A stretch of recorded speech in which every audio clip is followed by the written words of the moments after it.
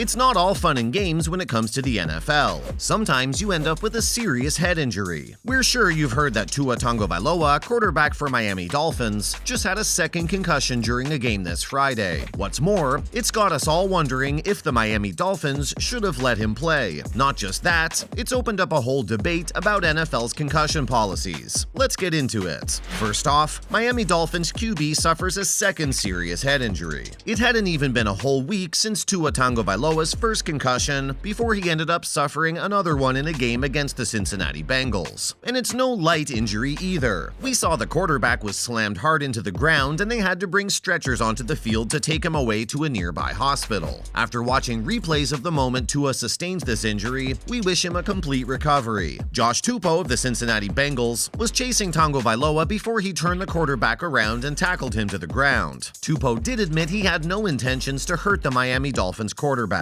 Tagovailoa had hit the turf so hard that he ended up sustaining a major head and neck injury. Next up, all the details about Tua Tagovailoa's injury. The moment the quarterback was thrown at the turf, his hands went up in front of his face with his fingers beginning to spasm. Tua stayed on the ground for around 10 minutes. They had his helmet removed to give him room to breathe. After that, they put a back brace on him to stabilize his back injury for the time being. The quarterback was then transferred to a stretcher before an ambulance took him away to the University of Cincinnati Medical Center. According to the Dolphins, Tua was conscious throughout the entire ordeal and was able to move his arms and legs. Safe to say that erases concerns of paralysis. Now for the updates regarding the quarterback's health. After a quick diagnosis at the University of Cincinnati Medical Center, Tua was immediately discharged. In fact, he was even permitted to fly back home with the rest of his teammates. Mike McDaniel, head coach of the team, mentioned that the quarterback scans came back clean, but because Tua's already suffered 2 concussions on the field, they're not letting him play again. For now, Tua Tagovailoa has to stick to all the standard protocols because of his concussions. He won't be playing until he's feeling absolutely good. In case he has recurrent issues with light and other things, he'll have to rest for a bit longer. We're hoping the quarterback makes a quick recovery. Coming up, everyone's calling the Dolphins out for putting Tua on the field. When Tua was carried away from Friday's match, all the players gathered around and chanted his name in support. At the same time, all his teammates were incredibly worried about Tua because they saw the state he was in when he was slammed. What's more, both Russell Wilson and Patrick Mahomes tweeted wishing Tua a safe recovery. Robert Griffin even talked about how health should always come before football. According to him, the Dolphins put Tua's life at risk by letting him play after the first concussion. It's not just about player safety anymore. It's also about deliberately jeopardizing a player's health when he's already suffered an injury before. Sports analyst Shannon Sharp went as far as to claim that the Dolphins failed Tua. Not to mention, discussions opened up about if Tua should have been allowed to play. As you've seen, there's a lot of outrage pouring in about Tua being allowed to play the game on Friday. CEO of the Concussion Legacy Foundation, Chris Nowinski, believes that all medical staff and coaches who gave Tua the green light to play should be fired. According to him, it was extremely irresponsible to let the Dolphins quarterback play when he had just suffered a concussion 5 days ago. 2 concussions within that time span is a pretty life-threatening deal. In light of this, a lot of people have started talking about the Dolphins' decision to let Tua play after he suffered a concussion last week. According to Coach McDaniel, the 24-year-old quarterback had been cleared by medical examiners and neurotrauma consultants after the first concussion.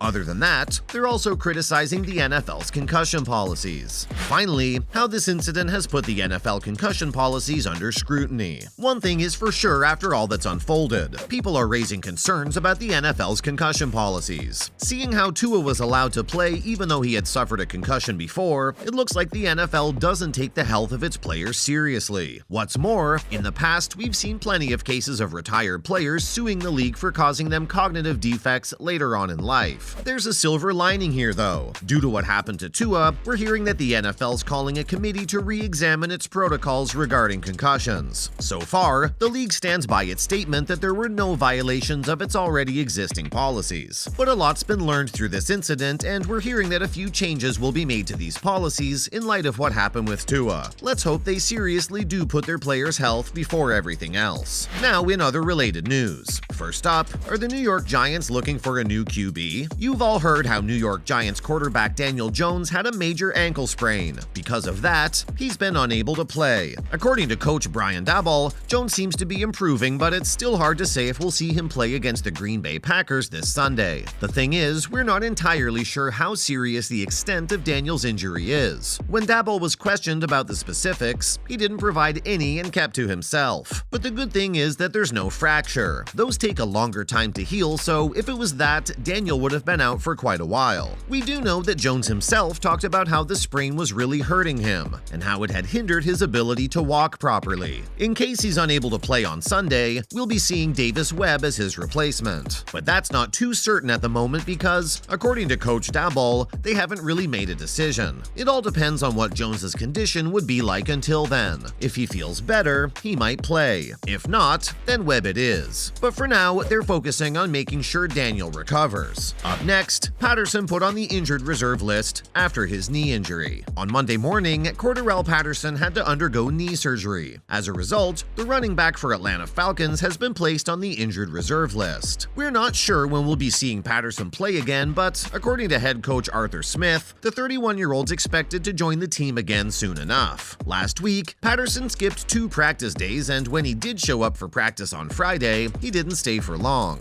On Sunday, he played against the Cleveland Browns, but that was on a limited basis. Some of you might be thinking why the 31-year-old kept playing when he had knee problems. Well, Smith said that Patterson had been doing as much as he could. He had consulted his doctor and only played when he knew it wasn't a risk to his health. Patterson knew how to manage things, and it seemed to have been going really well. In the end, the player decided to go for the procedure. Hopefully, we'll be seeing him soon enough. For now, the Falcons have to worry about finding the perfect replacement for Patterson. Finally, Louis Cini just underwent the first of 2 surgeries for his leg fracture. Louis Cini, who plays as the rookie safety for the Minnesota Vikings, was scheduled to go through 2 surgeries for the compound fracture he had sustained on his left leg. He went through the first surgery on Monday afternoon, and the second one's going to be conducted at a hospital in London as far as we know. It's a long road to recovery for Cini, seeing that it's a compound fracture. That means that Cini's bone made contact with his skin, and that's one reason why the rookie safety has to get it repaired through 2 separate procedures. A lot of people have raised concerns if Cini's going to be able to continue his football career after this injury. We've seen how some really serious fractures have knocked players off their game. It would be horribly sad if the same happened with Cini. According to coach Kevin O'Connell, nothing's for sure. He said they've all been focusing on Cini's recovery from the fracture, and no one's really taken the long-term consequences into consideration. For now, the league is supporting Cini, and they're going to make sure Cini faces a full recovery. According to some reports, Cini himself is optimistic about it. The 22-year-old seems to be in good spirits despite the severity of it all.